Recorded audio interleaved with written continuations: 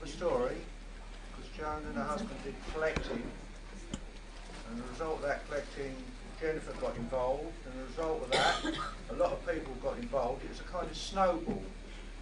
I wouldn't be here today. I guess none of us would be here today, because it all came out of work. Tom and Joan, that was the start, really, of the Reading Cloggies. What more can I say? Thank you, Joan. Thank you very much. Thank you for asking me. I came down for the 25th anniversary of the Cloggies, which made me feel, you know, gosh, what a long time. And in fact, it's 40 years since we first started collecting. And so Jennifer's my dancing daughter, and Chris Metherell of the Newcastle Cloggies is my dancing grandson, in a sense, and he also came out of the Reading Cloggies, which is rather nice. My husband was absolutely delighted. I mean, to see 200, I think it's about 200 people here today, something like that, is lovely. And to see the children dancing as well, which is absolutely super, because somebody's going to carry this on, which is lovely. But I thought, as I say, pay tribute to Tom, because his was the inspiration and the determination and the sheer guts that made it possible. I was his very willing helper, his reader, his amanuensis. But after our first 2 trips to the Hebrides and to the border countries in Scotland, I didn't actually do any collecting in the field except on family holidays. That was the only time I was able to do it. But we read and we read and we read everything that we could lay our hands on about Scotland and the Scots. We read. And in fact, you can tell my dedication, because our first daughter was born 6 weeks early after I'd just come back from the National Library of Scotland. I'd just been back 2 days, and she came 6 weeks early. I suspect that was my fault. And I spent a month in hospital, and I read dirty books out of the Picton Library in Liverpool. They were so filthy they had to be wrapped up in newspaper before they could be put on my bed, this sort of thing. You know, this was a sort of dedication. But Tom, on the other hand, cycled all over Scotland and the islands. We didn't have a car until about 1958, 1959. And he subsidised this by marking thousands and thousands of A-level papers. University salaries were never very brilliant. I don't think they're very brilliant today, but in those days they certainly weren't very lavish. And if you've ever either marked A-level papers yourself or lived with anybody who has, it is hell, I can tell you. But even so, I mean, he did it on an absolute pittance. He paid about £0.5 or 3 and 6 for bed and breakfast, and he used to buy a tin of sliced peaches for his lunch, because he said in that way he got some vitamins, and he also got a drink for the same sort of price. And this was how we were doing it. And I would like, in a sense, to sort of, some of the things I bring in, I will say what collectors ought to look at, what they ought to be thinking about, and perhaps encourage some more people to go on collecting, because, I mean, this is still possible. And just to give you a very rough, quick background of why we started, because you probably wonder why on earth we did start, perhaps. Tom was born to Scottish parents. They'd just moved down from Glasgow in they moved down just before he was born. And in the 1930s, his parents and mine moved out to Wembley when everybody started moving out of London to the new housing estates. And like expatriate Scots all over the world, the first thing Scots in Wembley did was form a Scottish society. And Tom's parents were founder members. And then the next thing they did, the thing that Scots have been doing for at least the last 200 years, they employed a dancing teacher to teach the children to dance. Because this was a very important part of education, both in England and in Scotland, but it's harder to find in England because transport's easier, things disappear quicker in England. But in Scotland, very, very important part of children's education. This was where they learned their etiquette, their social manners, how to behave in company. And a lovely illustration of that, this actually is from England, but Lord Chesterfield in 1745 wrote to his son. Son was 11 at the time. Now that Christmas breaking up draws near, I have orders Mr. Dinoyer to go to you during that time to teach you to dance. I desire you will particularly attend to the graceful motion of your arms, which, with the manner of putting on your hat and giving your hand, is all that a gentleman need attend to. Dancing is in itself a very trifling, silly thing. It is one of those established follies to which people of sense are sometimes obliged to conform, and when they do, they should be able to do it well. And a few years later he wrote, it seems ridiculous to tell you, but it is certainly true that your dancing master is at this time the man in all Europe of the greatest importance to you. You must dance well in order to sit, stand and walk well, and you must do all these things well in order to please. And this was the attitude among all classes of society, not just the gentry and the nobility like Lord Chesterfield. So Tom and his brother were sent to this class, and they thought this was horror, you know, it's going to be some sissy dancing teacher. And when they got there, there was a 6-foot ex-pipe major of the Scots Guards who whacked their legs with a sword stick. They didn't turn their knees out enough. And Tom was absolutely hooked. He danced all his life until about 6 months before his death. I should say, for those who didn't know him, he died about 17 years ago. He was only 52, which was a very sad loss, both to mathematics and to the folk world as well. But he danced not only Scottish, but English, old-time, ballroom dancing. He was absolutely hooked on dancing. I did the usual roughy-tufty and black nag in school, and I blush to say that when I was about 13, I taught my guide patrol to do black nag and old mole or something like that, and I dressed the men in blue crepe paper sunbonnets and aprons, and the ladies in pink crepe paper bonnets. So I hide my face over that, but I was only, as I say, about 12 or 13. And I came to Scottish dancing through neighbours who took me to Scottish dancing, the local Scottish Society. I'd been in school with Tom when we were about 7 for 2 years, and then we re-met when we were about 18. And we first began to take an interest in the background of Scottish dancing in particular at that time. Tom went up to Cambridge to do a PhD as a mature student, and we'd been married after his first year. And then we met Professor Hugh Thurston, as he later became, another mathematician, and he had been the first person really to look into the background of Scottish dancing. He proved, of course, that Scottish dancing came from England in about 1700, when the Scots began to dance again after a couple of 100 years of strict Calvinism. And he was the first person really to do any work. He didn't go out into the field, though. He only did literary work. And we became interested and started to read ourselves. And just as a sideline, it's rather interesting because Cecil Sharp, in fact, was not only responsible for the English Folk Dance and Song Society, but indirectly for the Royal Scottish Country Dance Society. I bet you didn't know that.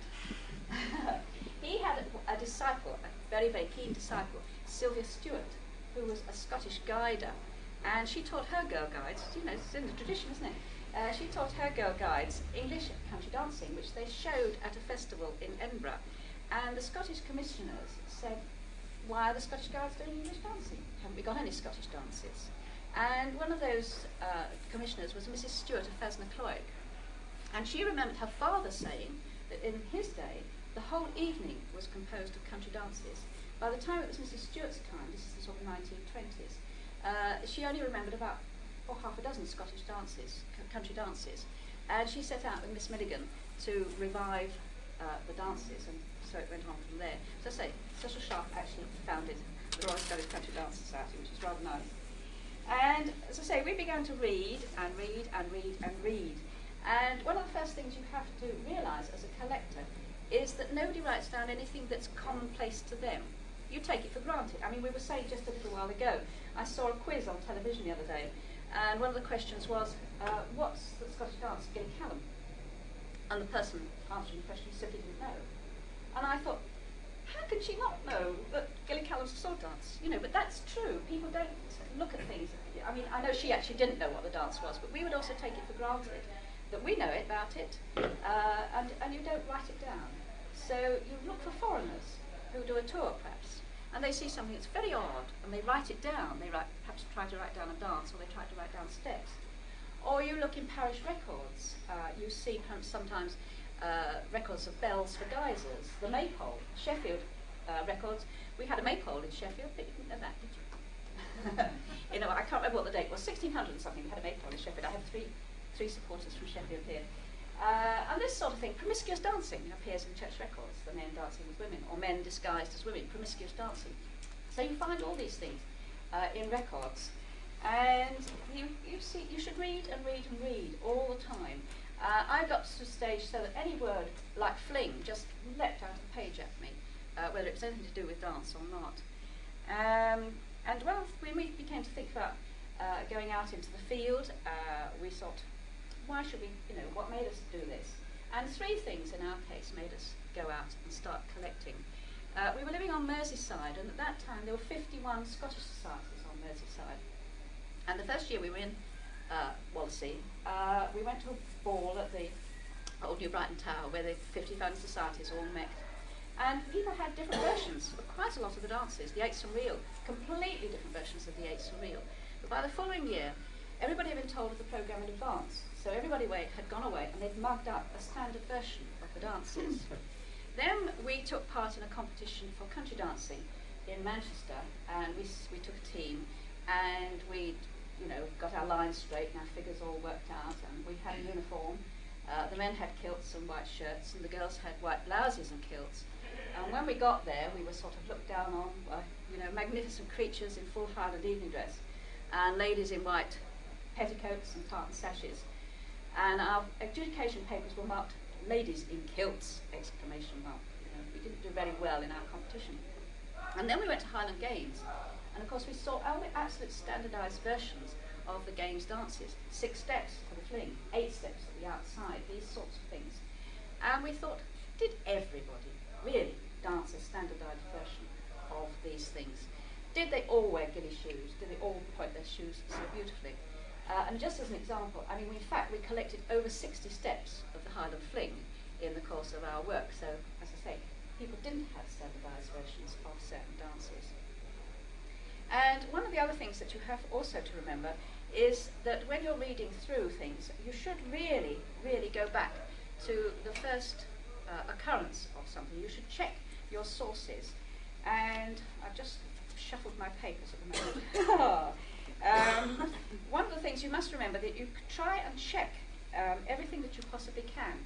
And several of the things we found, we actually checked. For instance, the dances that we collected in the Hebrides, the solo dances we collected in the Hebrides, were taught there by one Ewan McLaughlin, who was alleged to be a priest, and he had gone to the Scots College in Douay. And we checked back, and he hadn't gone to the Scots College in Douay. He hadn't been to any of the Scottish colleges as a priest. And in fact, he had short arms, like a thalidomide child. His hands were attached to his shoulders. And our Catholic friends told us that to be a priest, in fact, you have to be a whole man. But because there was this image that these were French dances, he brought them from France, people were a bit contemptuous about those dances in the old days. And if I just excuse me a minute, as I say, I've shuffled my papers while I was standing there talking. But one of the other things, I do really have to read out to you in order to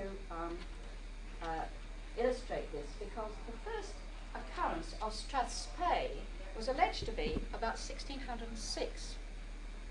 And still done it. I'm sorry. I'm so sorry. Let me just check sources I've got here.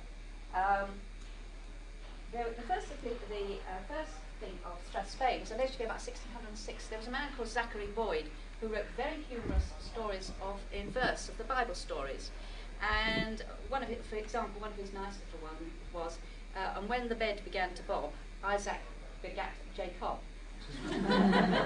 But he was talking about dancing in front of the ark, and he's supposed to have said, "To please the king, the morris dance I will. Stravat spy, and after, last of all, the drunken dance I'll dance within that hall." And in fact, Tom found the original manuscript in Scotland, in Glasgow, and in fact, we couldn't say for absolute certainty, because the writing was almost impossible to interpret, but almost certainly what Zachary Boyd wrote was, "And after that, with measure and with skill, to please the king, the morris dance I will strive to essay. And after, last of all, the drunken dance I'll dance within that hall."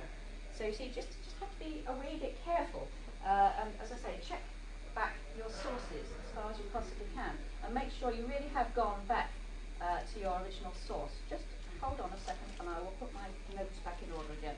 Oh, I'm sorry about that. As I say, we started going out into the to collect after we had this sort of vision of was this really the standardised versions of all these dances really correct?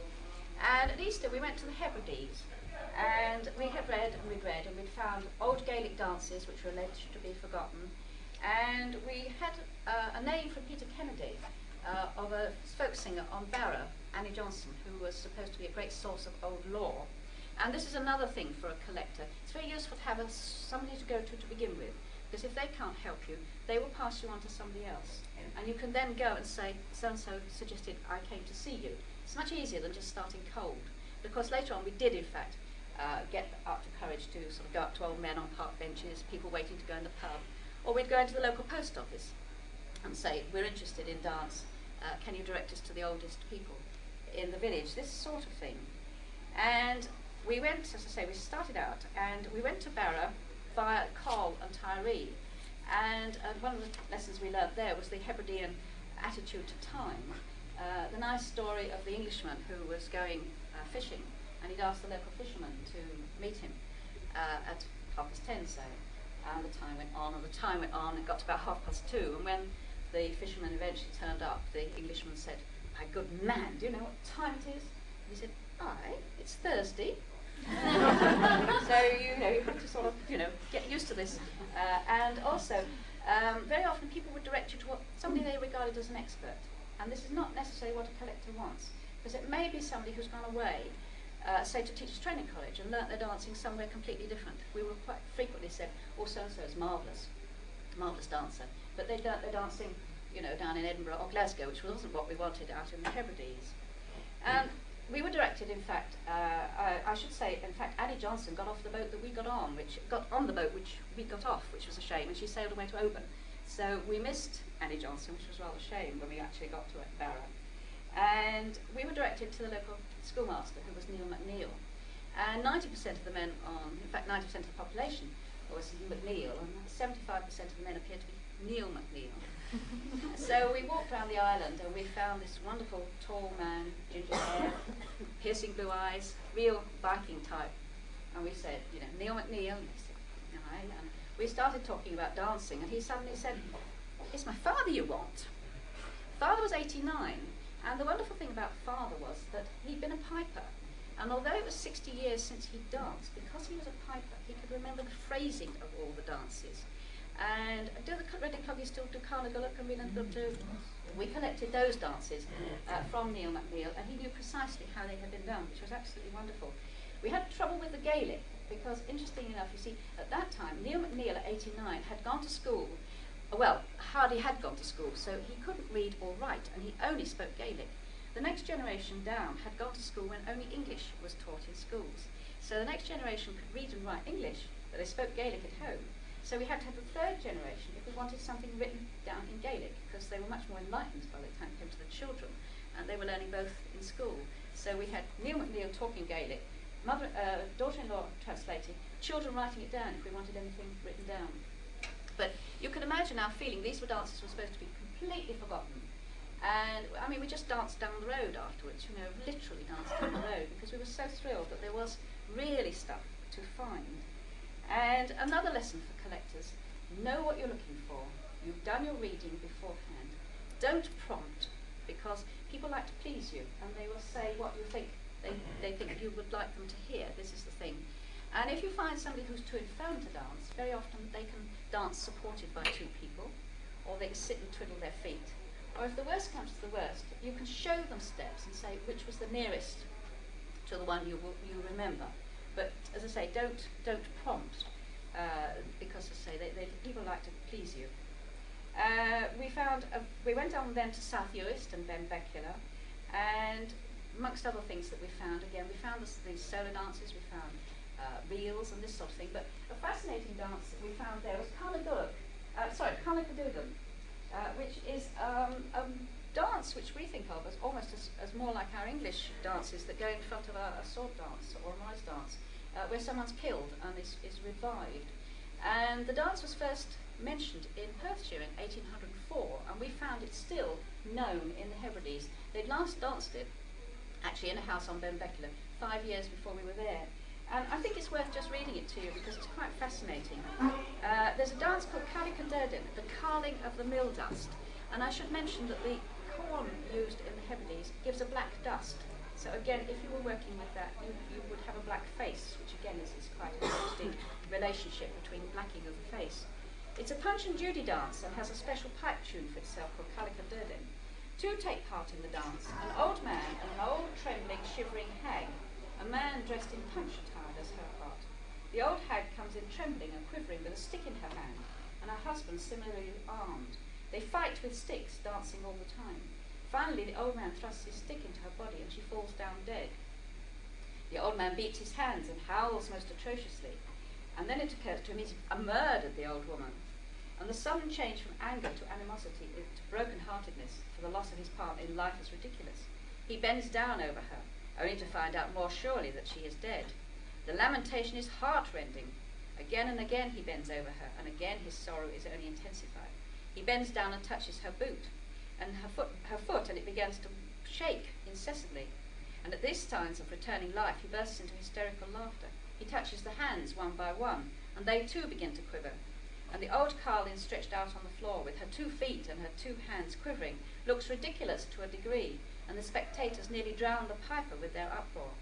The old man then bends down and touches her hair, and finally she springs up with renewed life, and they rush into each other's arms and dance most gleefully.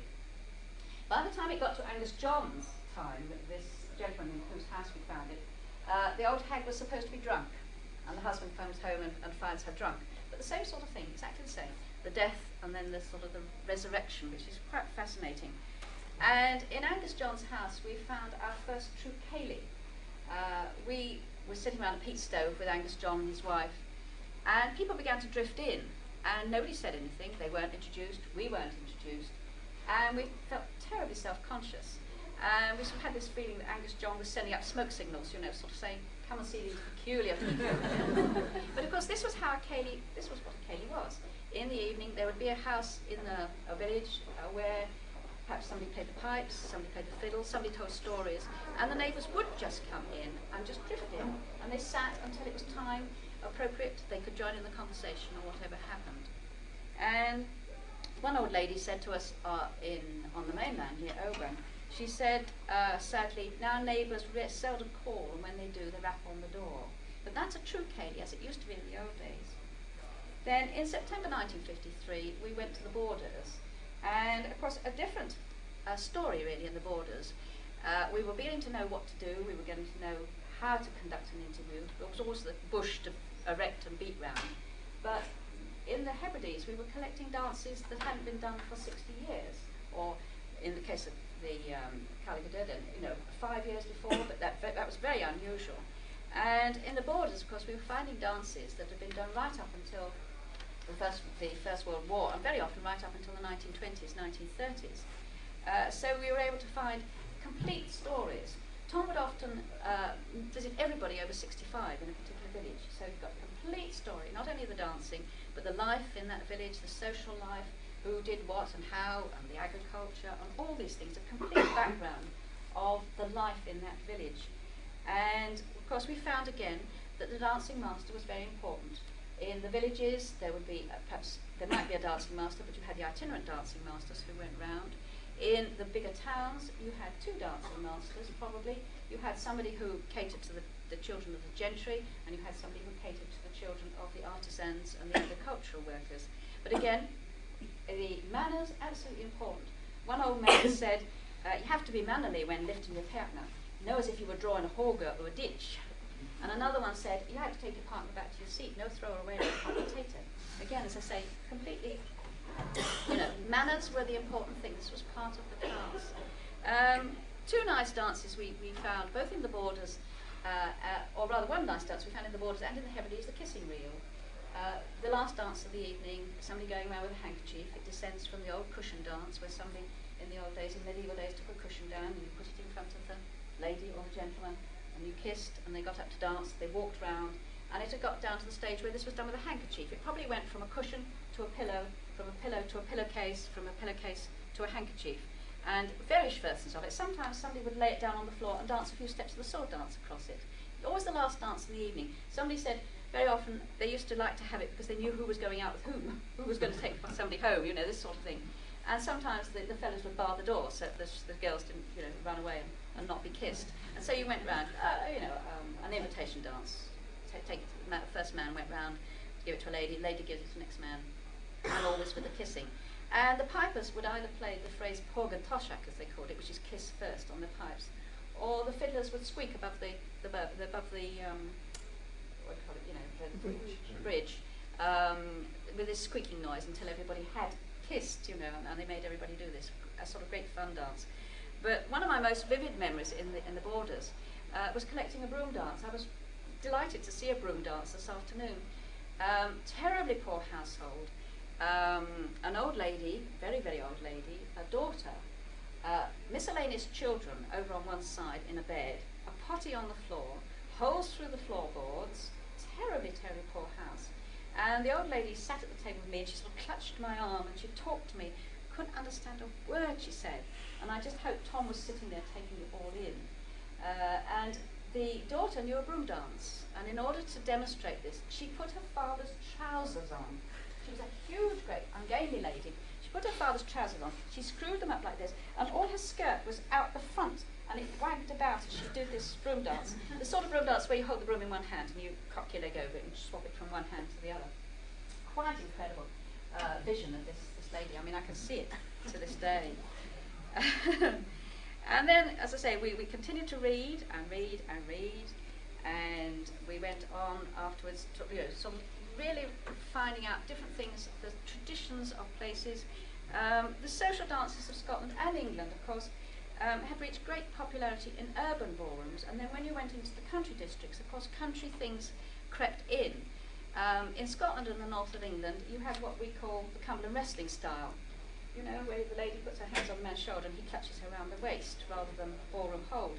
And both the two-handed hold and that come from the waltz originally, of course. You had a two-handed hold in the waltz. Then you had the half support, which is what we have as our ballroom hold today. And you had the full support, as I say, where the lady put her hands on the man's shoulders or around his neck.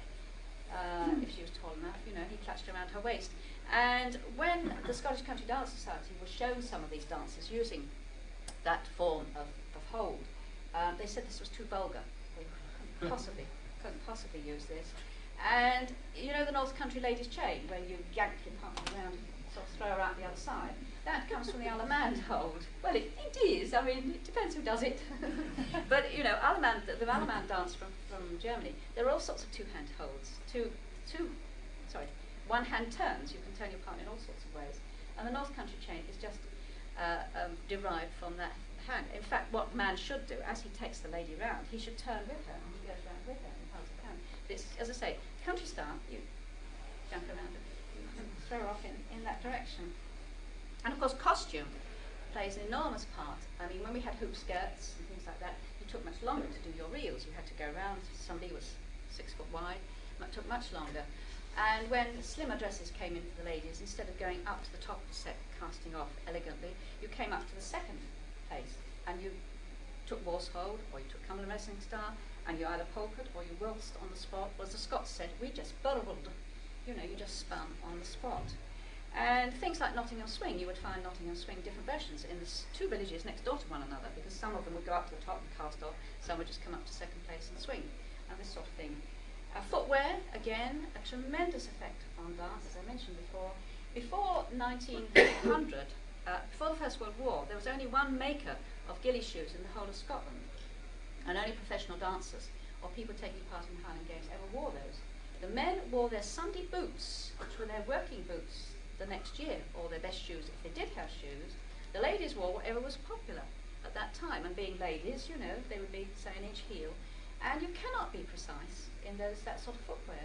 So the old dancing teachers were concerned with you getting into the right place at the right moment, but they weren't concerned with how you did it, and you had none of the beautiful glide and the beautiful stepping that you have today with Scottish dancing. And the time factor is also interesting, how long it takes from a dance to get from A to B, because, of course, as I said before, country dancing was introduced into Scotland in 1700. It was 1890 before it reached places like the Orkneys and the Shetlands. And the quadrilles were introduced into Edinburgh immediately after the Napoleonic Wars in 1816. But again, it was the 1880s, 1890s before it got to the extremes of the country. And Tom had one lovely story up in Orkney. An old lady told him in about the 1890s, a young man had been across to the mainland, and he'd come back with some of the new dances like Petronella, and he'd apparently been an awful show-off. And she said to Tom, "But he's deed new for all his bragging." Which is lovely. So we started to collect in England, really more by accident than design. Tom used to take maths reading parties to Burton Manor in the Wirral, where I've gone for my summer holidays every year for the last 16 years. In fact, there have been 2 country dance schools, summer schools and the winter weekend there for the last 45 years. But Manor in the Wirral, terribly popular with those who know it. Absolutely gorgeous place. This is the first year there hasn't been a course there for 45 years. And Tom used to take maths reading parties, and because it's the sort of place where it's a totally isolated village, there's no pub, there's no nothing, and he used to put on dancing in the evening just to keep the students occupied. And one day the warden, as it was in those days, it's now a principal, at dinner said to him, you obviously know something about dancing, could you put on something, he said, a little bit more intelligent than the usual Hoofers weekend that we have here. It was ages before we dared tell the organiser of our Hoofers weekend that that's what the warden regarded it as. And Tom agreed, but he came home and he thought, ye gods, I know all the literature, but I really don't know anything about in the field in England. But of course we've learnt a lesson, again this is a lesson for collectors.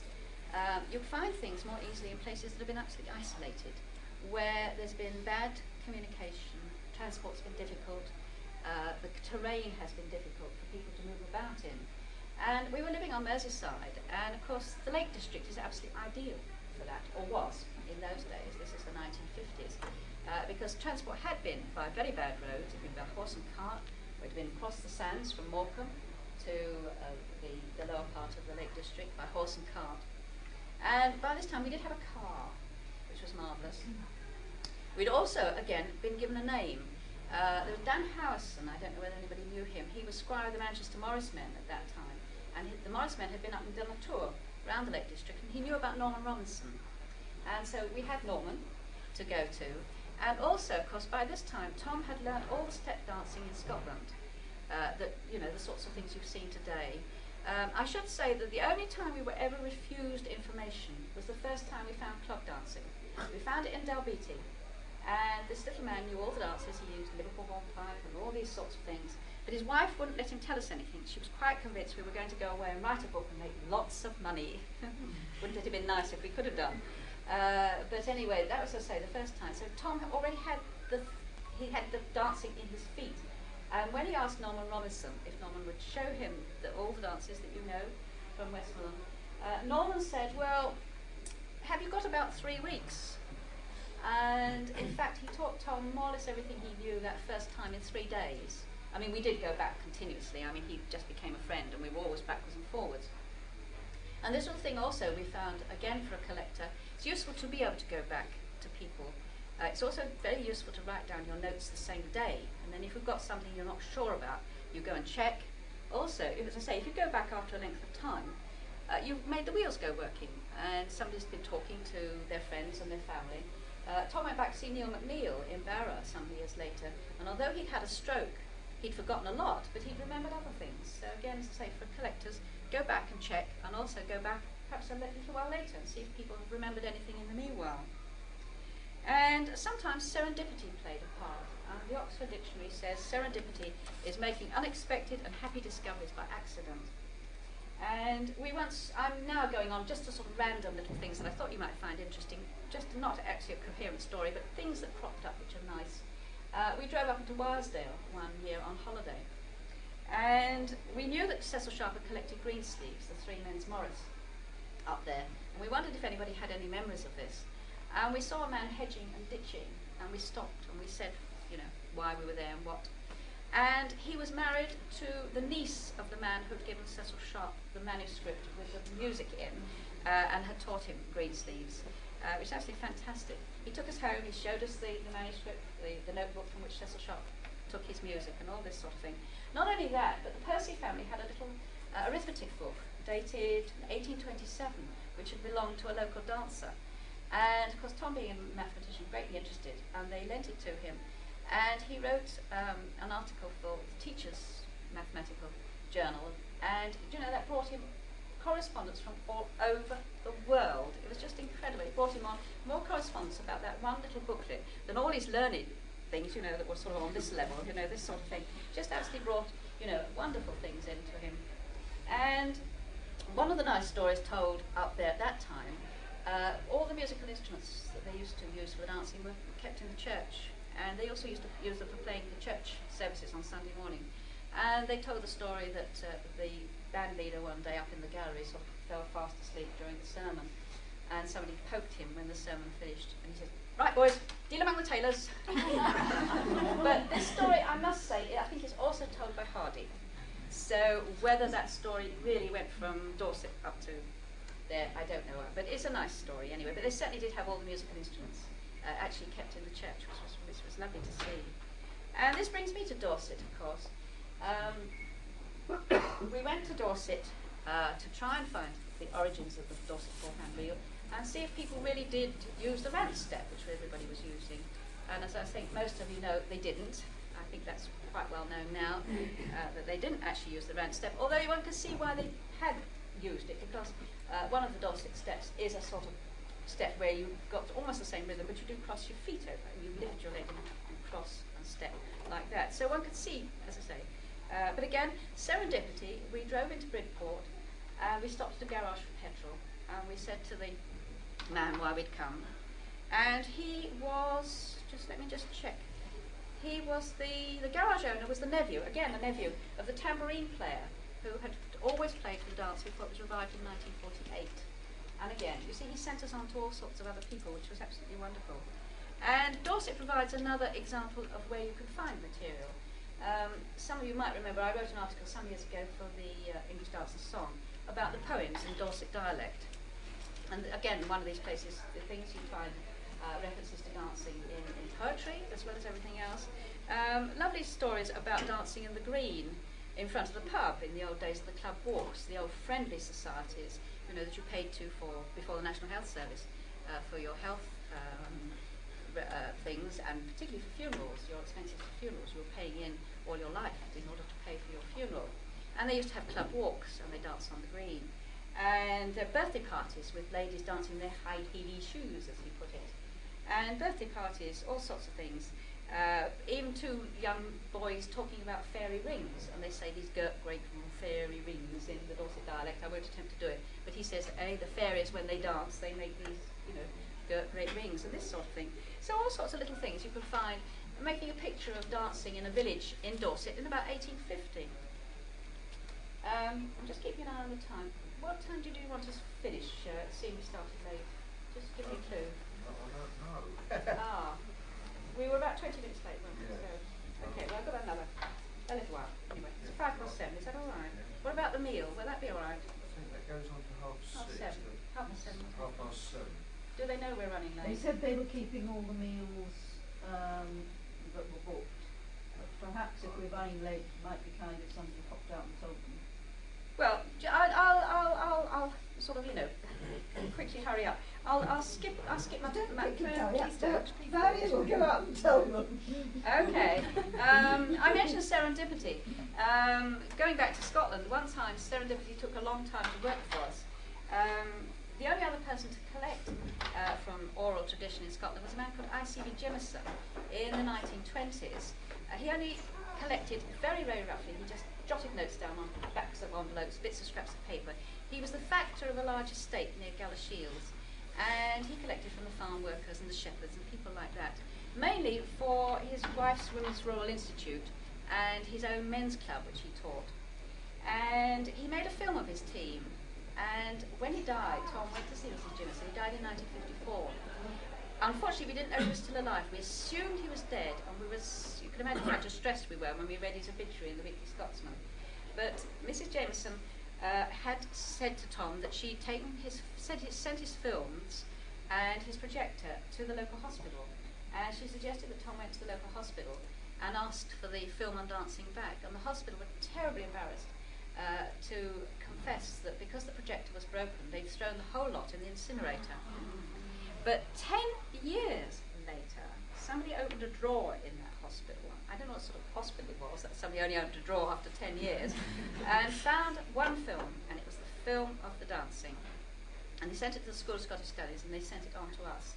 And of course, it was an old 8mm film, and of course it's been reprinted now by the School of Scottish Studies, so we can actually see people dancing in the 1930s. The film was made in 1930, and it's quite fascinating to see the original untouched dancing in the, just as they would have done, and then dancing after they'd been slightly influenced by the Royal Scottish Country Dance Society. and a lovely one of an old dancing master dancing and fiddling at the same time in front of a group of ladies at one of the first St Andrews school, because all the old dancing teachers, well, almost all of them could dance and fiddle at the same time. Lovely film. As I say, Serendipity took 10 years to work. Just one or two things, just to sort of finish, just fun things. The accidental introduction of dancing is interesting. Dent has the highest railway station in Britain. It still has a station, although I don't. Yes, it still has the Settle to Carlisle Railway, of course. So it does still have the highest railway station in Britain. And one of the workmen who worked on that in the 1880s was a Mr. Urquhart, who came down from Scotland. And he used to walk down from Scotland, and he used to bring his food for the week on a stick over his shoulder in a red spotted handkerchief sort of thing, you know, this sort of thing. And he paid £half a crown for his bed and his lodging.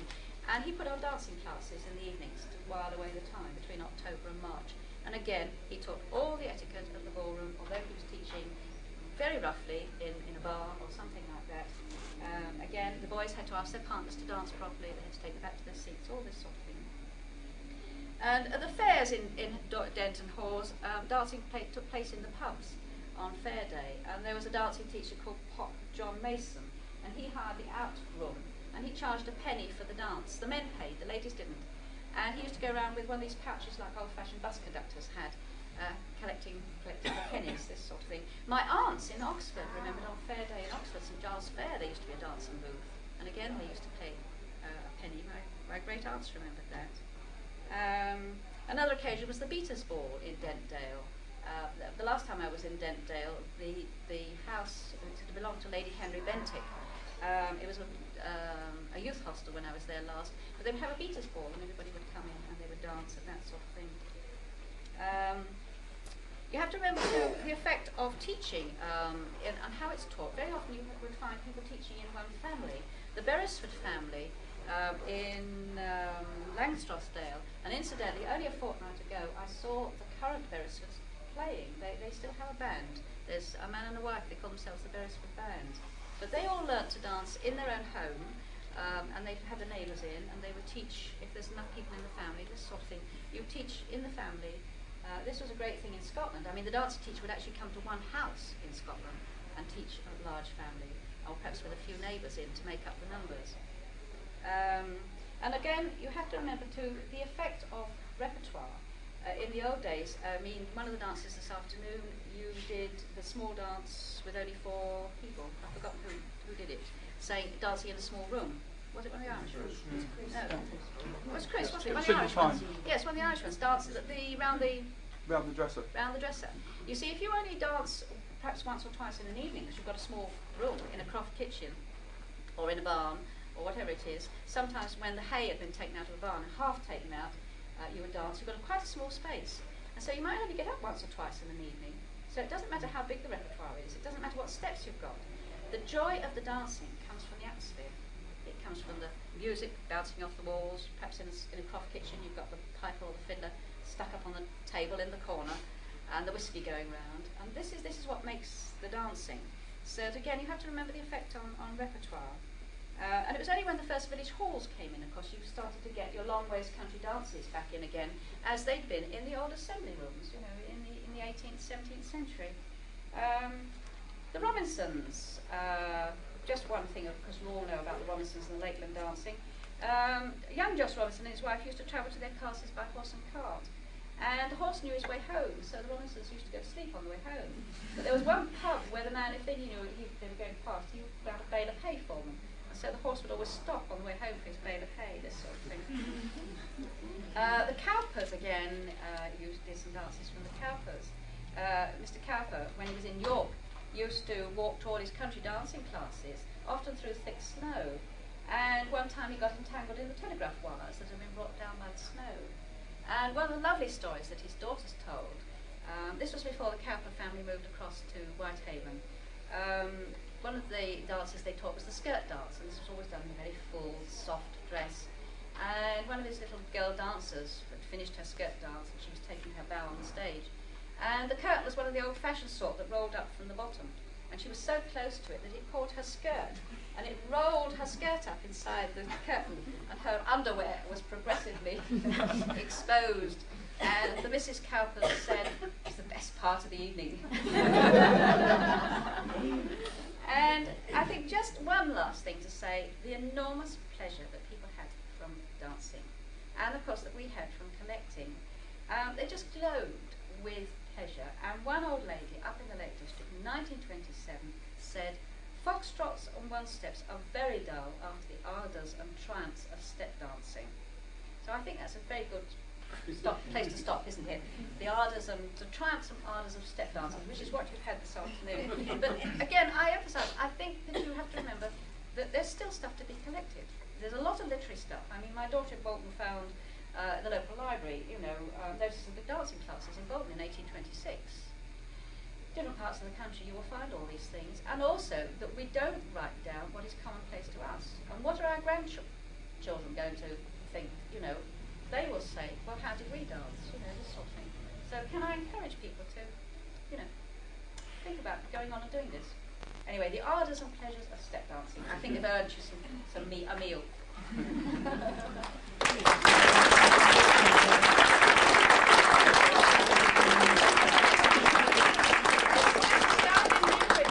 With a wire binding by special request of the Reading Cloggies, because I go with a plastic one broke, and there's a few copies of this. All right, thank you very much. You actually rang a bell for me when you talked about the Aitsom reel, because I'm not into collecting or anything, but I was invited with two girls to go up for a Hebridean holiday to help share the costs of the car, and we were looking for Scottish dances, and we went to Uist, South Uist, and we actually found a Scottish dance, and it didn't start till 9 o'clock or 10 I think, and we turned up and there was cars all outside, we could see them all drinking away, walked through the door, and paid our money as we went in. On the stage was the MC and the band. He was playing a piano accordion with a foot drum. He was the master of ceremonies, he did everything. On one side of the hall were all the girls, and on the other side were all the boys, and there was me with two girls. So we walked and sat at the end of the hall in between. And the evening gradually warmed up, and we saw all the waitresses at our hotel there. So we reckon they put the kind of residents to bed, and then they went out and enjoyed themselves. But they did a dance, and I didn't twig at the time. It was the Aitsom, because we formed a reel. The music started, he announced the dance, he didn't tell you any more, it gradually started going to the left and gradually built up speed, and we went round and round, and people got fed up with that, so it slowed down and it kind of came to a stop, and then it started going the other way, and so we worked through the Aitsom. All the other sets finished, sat down, and we kept going. And when we stopped, the musicians stopped. That was the Aitsom, totally different, wasn't standardised at all. But yeah. It lines up with what you're saying here. Very fascinating lecture. Yes, that's not all that long ago. No. But it's terribly true. It's absolutely typical. Yeah. Thank you very much, Joan. Well, Chris wants to say something. What do you want to say, Chris? It's actually nothing to do with the lecture. But I will say something about the lecture. About 10 years ago I was worried about the standardisation of English folk dance. And I was talking to somebody at Sidmouth about it. Actually, it was Peter Dashwood, and we were looking in the hand marquee at one of these ceilidhs, and he was saying, "Good grief, what on earth will our grandchildren think of the dance tradition of the day?" And then I got talking to other people, and I was talking to Eddie Upton, and I said, "Eddie, where are the traditional dances?" And he said, "Well, if you go and look and go and find them, you will find the old musicians, like Scantester, you will find the old MCs, and the traditional dances you will find will be the regional variants of the quadrilles." And but unfortunately I didn't take the hint, and that was 10 years ago. But I'm still convinced the stuff is out there. Anyway, the point is, I think we're probably all here today because of Joan and Tom. It was through that everything stemmed. The Reading Cloggies, if the Reading Cloggies hadn't existed today, wouldn't exist. So we're all here. Thank you very much. Thank you very much.